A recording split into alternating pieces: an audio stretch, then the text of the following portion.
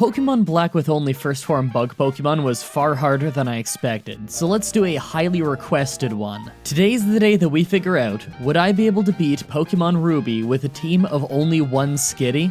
Skitty has pretty weak base stats. It's not horrible, but it's obviously not meant to be used late in the game. Move-wise, she has a few strong moves like Attract and Double Edge, but her TM move list is pretty limited. We'll probably need to get through the harder battles of the game using Attract and Sing. Like always, I'm writing the script for this as I go through with the challenge, so all of this part is being written before I've started. Everyone comment down below and guess if I can win or not. I know that I can do this, but some of the late game battles might take many attempts. Let's explain the rules. In combat, I can only use Skitty. I'll need other Pokemon to use HMs, but I won't be allowed to use any of those Pokemon in battle. No glitches or exploits, no items in battle, only held items and items outside of combat are allowed. Let's do this. I use the Universal Pokemon Randomizer to replace Trico with Skitty so that we can do the full challenge with it. Ours has the fantastic ability Q-Charm, where when the opposite gender Pokemon hits us, there's a 30% chance that they get the effect of Attract. Our nature is docile, so neutral stat gains. That's perfectly fine with me. I name her Sora, after a friend of mine who streams Metal Gear Solid speedruns on Twitch, link in the description. The May battle went as smoothly as you'd expect, so we can just start on our journey. As we always do in Ruby, Sapphire, and Emerald, we catch a handful of Zigzagoons. We can't use them in battle in this challenge, but their ability pickup makes them hold random potions from time to time, so it helps speed up the challenge by having more healing items for outside of combat without having to run back to the Poke Center so much. Plus, in Ruby and Sapphire specifically, the pickup chart isn't weighted by level, and so we'll also get a bunch of rare candy. The more rare candy I get, the less grinding I have to do. Anyway, we need to trek through a couple routes in a forest before we can get to the first gym, but that's fine with me. Like in Gen 1, the first gym is a rock type, so we're gonna want to be a higher level than them. The routes are nothing dangerous though. We have to hit up the Poke Center often, but nothing is actually dangerous. An interesting note along the way, in Ruby and Sapphire, twin double battles only initiate if you talk to them. Most double battles in the series, if you have one Pokemon, you'll fight them one-on-one, but with twins next to each other, they just won't fight you. Ruby and Sapphire hardly have double battles in the first place, so this is extra weird. There's only one mandatory double battle, but we'll get to that later. I start fighting a trainer in the rock gym, but considering just how long it takes, how many attacks I need to do, and how lucky I need to get with Attract, I'm not ready to fight Roxanne yet, so we have to go do our first grinding session. Luckily, this isn't that bad. We're still early on in the game, and I figured that level 20 will be good enough, so I grind a little bit more on the route north of town, until I'm at level 20. It turns out though that level 20 wasn't enough. Not nearly enough, in fact, because I forgot that Roxanne's Pokemon are all female, and thus Attract doesn't work. I would rely on Sing, but its accuracy is absolutely awful. Not gonna lie, the fact that I have to grind this much for the first gym has me kind of worried, especially knowing that the second gym is a fighting type gym, the type that we're weak against. A while later and we're level 25 and fighting Roxanne again. This time we're holding a King's Rock since we're allowed to use held items, and it gives us a small chance to cause flinching. We got it from a Zigzagoon's pickup. It goes pretty terribly. I think the worst part about the fight is how slow it is. It's not like I lose fast and can just try again right away, it's that I lose slowly. I can either grind out attempts or grind out levels. I decide to grind out attempts though. A few later and I have a really good one where I had good luck with Sing and used Tail Whip a lot more. I was worried that Tail Whip would be a lost cause because of them using Harden to undo it, but my luck with Sing hitting and them staying asleep was so good that I actually won the fight in under 5 minutes. That was a great battle. We've already beaten all the trainers in the area, so I just have to take out the Magma Grunt in a fight I'm seriously over-leveled for, then I can go and start on the fighting gym. While fighting the trainers in there, I hit level 27 and learned Feint Attack, a 60 power dark move that doesn't miss, so we replaced Tail Whip. At least rock types aren't such a pain now. At the end of the gym, we fight Brawley, the fighting gym leader. His whole team is male, so right off the bat we can use Attract. His gimmick is using Bulk Up to raise attack and defense, so that's worrying. Machop with one Bulk Up using Karate Chop is already enough to take me to half health. so naturally, we don't last long. That sucks, but we don't actually need to beat this gym before we can find more trainers. All you have to do to get to Slateport is talk to some dude in a cave, so I did that, and now we can fight all kinds of new trainers for experience. It's not exactly the most in the world, and we can't really progress past this town, but I'll take what I can get. That only gets me 1 level though, so I've got to grind in Granite Cave, and it's exactly as slow as you'd expect. During the grind, we hit level 31 and replace Tackle with Covet. In Gen 3, Covet is only 40 damage, so that's only 5 damage more than Tackle. But it also has 100 accuracy and steals held items, so it's a little bit better than Tackle. Eventually, we hit level 35, and I guess my stats aren't horrible. I mean, the health is pretty good for this point in the game, but this really isn't much to go with. Let's take another shot at the fighting gym. This Machop gets totally taken out like he's nothing. He uses both of his super potions on him, but my awesome sleep and attract luck keep him from ever attacking me. Second, he sends out Makihita, who starts bulking up. He has Vital Throw, a strong move that doesn't miss, so I for sure need to use sleep and attract to keep him at bay. It once again works great, and I take him out without ever being hit, winning me the battle. Who'd have thought that a few levels and I go from being 2-shot to not being hit? It's almost as if attraction is a really strong mechanic. Before we can get to the third gym, we have another rival battle with May. Whalmer goes down to 2 Covets, Kabuskin goes down to a few Covets and a feint attack because I'm dumb and forgot it's not very effective, and a Shroomish went down to 2 Covets. I could have been in some danger if she decided to attack me, but apparently that strategy eluded her. I always liked this next area of the game because there's tons of trainers to get level ups on. I don't know if this is universal, but myself and everyone that I knew growing up had an awful time beating the electric gym, so I figured that's why there's so many trainers here and even a daycare for in casual playthroughs, but I don't use the daycare because it kind of defeats the purpose of a single Pokemon challenge when I'm not the one leveling the Pokemon. Anyway, considering the electric gym leader has a steel type on his team, I probably need to level. A while in, we get Double Edge, an incredibly strong 20 power move that's normal type, so we get the same type attack bonus. Downside is we take 1/3 of the damage dealt though, so it might not be great in a 1 Pokemon challenge, we'll have to see. I have less power points since I replaced Covet, but in Ruby and Sapphire, the pickup ability gets power point ups regardless of the level of the Pokemon with the ability, so I just dump tons of power point ups on Feint Attack. I'm drowning in these things. Speaking of the electric gym though, it's next. Magnemite is next, so I use Double Edge, but even at level 40, I can't take it out in one shot and end up getting paralyzed and confused. An absolutely awful combo. Magnemite is also genderless, so I can't use Attract on it. I take it out, but have super low health. Voltorb is next, but I go down in 2 hits of Spark. Even with my massive level advantage, I can hardly make progress in this fight. I should only need a few more levels though so that I can one-shot Magnemite, so I go and grind a bit. A long while later and we're at level 43, and finally have enough attack to one-shot Magnemite with Double Edge, giving us a massive advantage. I'm able to one-shot Voltorb as well, but Magneton is so tanky that I do half his health and damage, get paralyzed, almost lose the fight, and manage to squeak out a victory. That was a tense one. On our way through Meteor Falls, and I honestly forgot how weird it looked in Ruby. I'm so used to how it looks in Emerald. Anyway, we need to go to Mount Chimney to fight Maxie. This one actually really worried me. I thought I'd go in and one-shot sweep him with Double Edge, but he actually did pretty well. It's partly because he opens with Intimidate, but I'm double the level of his team, and yet even with the same type attack bonus Double Edge, a super high power move, I can't one-shot some of his Pokemon. I might be strong enough for the Fire Gym, but I don't know how I'm going to get away with beating the normal gym unless I have really good attract luck. Flannery's Fire Gym is next, but it's nothing special. Her Slugmas get one-shot and Torkoal flinches due to my King's Rock, so she goes down in 2 hits. This means that it's normal gym time though, so I won't be able to brute force my way through that one. First he sends out Slacking, so I use Attract. I get hit, but manage to put him to sleep. Slacking has tons of health, so I can't just Double Edge him down without taking tons of damage myself. So what I need to do to him is to get him just above red health, then use Double Edge to finish him off without giving Norman a chance to heal him.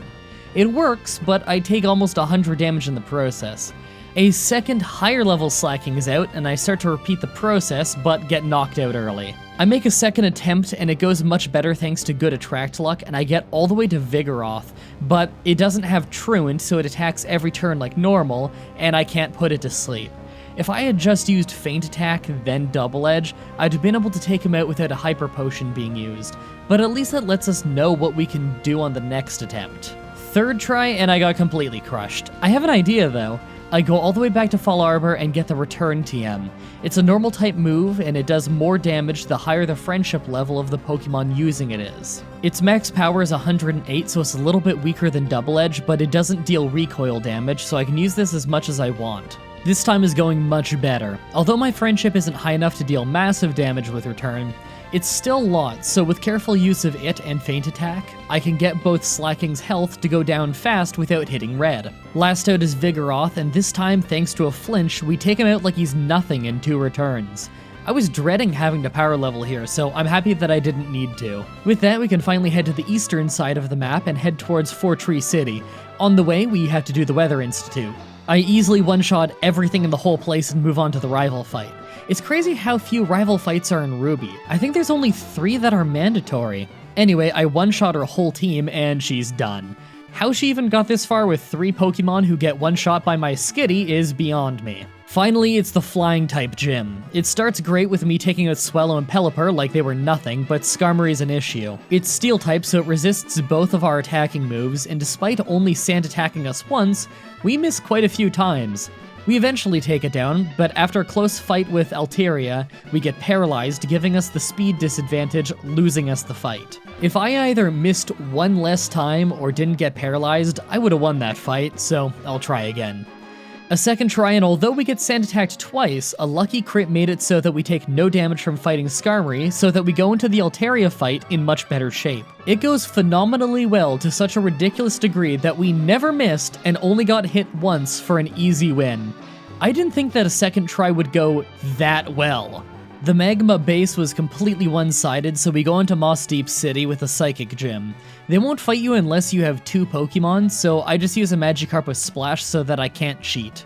I flat out don't stand a chance now, as my level advantage is much smaller now, I'm outnumbered, and they're rock type so they resist return. I'm gonna have to grind. Is this the 3rd challenge now where you've watched me grind a Pokemon in the ocean here in Gen 3? It takes forever, as you'd imagine. I have about 20 rare candies from the Zigzagoons picking them up all the time, but I think it's smarter if I save them for when I can max out my level, since I'll inevitably have to do that later in the game anyway. Again, the more time that I can save, the sooner I can get this video out for you guys. While I'm grinding, my friend AJ from Fanatics4 on YouTube recently did his very first Pokemon challenge. Kind of. He beat a tournament with only a Squirtle in Super Smash Bros. Ultimate. For the uninitiated, Squirtle is 1/3 of the Pokemon Trainer Fighter's team, so he had to win a tournament using 1/3 of his moves. It's pretty impressive, give it a watch. The link is on screen as well as in the description. Anyway, the grind is done and I'm level 70. I tried to battle again, but it's still just so hard, and relying on Sing is riskier since it has an insanely low hit chance and only hits one of the 2 opponents. So I go out and get 5 more levels and try again. Even with it being super effective, Feint Attack does almost the exact same damage as Return, so I'm at this awkward amount of attack where I can't really avoid them falling into red health and using potions, so I end up losing. I go get another 5 levels and come back again. This time it goes pretty smoothly. The gym is always a sticking point in single Pokemon challenges. It's just damn rough having to take on 2 Pokemon at the same time, and especially ones that hit hard with moves like Flamethrower and Psychic. With that done though, there's 1 gym left. Before we get there though, we have to fight Maxie over the rights to hang out with that cool Groudon over there. Maxie isn't cool enough to not get destroyed by my Skitty though, so Groudon thinks he's lame and leaves. I then follow him into the Cave of Origin. You could catch him, but I decide that he looks weird and I just walk away and he vanishes from the shame of it all. Yeah, Ruby and Sapphire were kind of weird games. Emerald felt a lot more complete. It's finally time for the Water Gym. Wallace is the gym leader since in Ruby and Sapphire he hasn't beaten Steven to become the Pokemon champion. Unlike most Gen 3 gym leaders, he actually has 5 Pokemon, so it's a large team. Even with that though, it's completely one-sided. Even though the Psychic Gym only had 2 Pokemon and the Water Gym has 5, Wallace's Pokemon just aren't tanky enough to survive the power of Skitty's mighty return. Victory Road was a breeze, but near the end we have our customary final rival fight, with it being against Wally. Yeah, I haven't even brought up Wally because he's hardly in Ruby and Sapphire, but we have to fight him. Altaria and Delcatty get knocked out easily, but then he sends out Magneton, and you know how we have issues with steel types. It's not that bad to deal with, but we do take a good chunk of damage. Other than that though, he's nothing special. Before we can go into the Elite Four, I know that I'll need to be stronger since the Pokemon champion is Steven, and 5 of his 6 Pokemon are either rock or steel types, and we're terrible at fighting those. I dump my massive pile of rare candies on Sora to get her up to max level, so here's our stats. Not horrible, but not great for level 100. Make your final guesses on if you think we can do it or not. There's no post-game fight in Ruby, so this is the final push.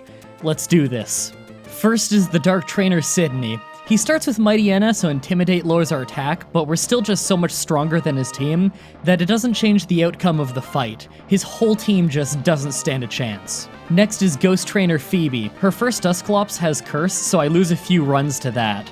Return can't hit ghosts, so I just have to use Feint Attack and hope for the best. Thankfully, it's super effective and can't miss, so at least it's a reliable move. Although it goes well, the final Dusclops battle was awful, thanks to my own bad confusion luck. Eventually though, I managed to pull out a very narrow victory. Third is Ice Trainer Glacia. Much like the Dark Trainer fight, this one is just a simple return spam, nothing dangerous.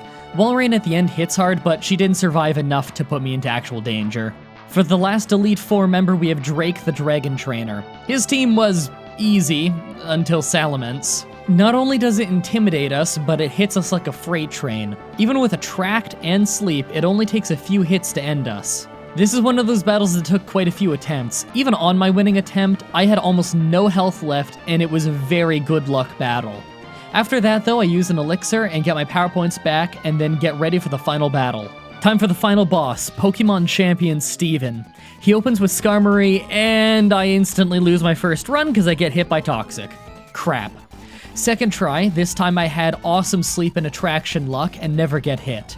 Second out is Armeldo. Once again, Sleep and Attraction get us an easy victory, but Claydol is a different story. I put it to sleep, but it has no gender, so I can't use Attract. Feint Attack is super effective, but still not that strong. He ends up using a full restore, so it's no fun. I got hurt a bit and beat him, but the real issue is that he puts up Reflect, and that boosts his whole team's defense for a few turns. Edgren is next, and once again, Attract and Sing shut him down early, but I can hardly hurt him. Even after Reflect wears off, Return does almost nothing. I try for Feint Attack and it does just slightly more, so I decide on that. Even with my incredible Attract luck, he uses a full restore eventually, so this fight is long. His Thunder doesn't hit hard, but I don't hit hard either. Eventually I end up getting paralyzed from Thunder, and that's the beginning of the end. We miss just too many Sings, and this never-ending battle doesn't end in our favor. I made so many attempts on Steven, and they're usually a disaster. This is a montage of me failing them. He has a seriously tough team for a single Pokemon challenge, even with me using Attract and Sing. Plus, 2 of his Pokemon are immune to Attract. I could go learn new moves, but with how limited my TM list already is, I pretty much need every move that I already have. The best strategy might actually be just to try over and over until the luck on things like Sleep and Attract line up perfectly. After a solid few hours, I get this run. Skarmory went literally as well as it could have. After so many runs of getting hit by Toxic, it felt so good to finally get a run where it didn't even try to hit me. I also got him to use a full restore, so at least that's 1 less for Edgren. Next is Armeldo. It only took 3 returns to take him out, so I didn't need to get that lucky to beat him.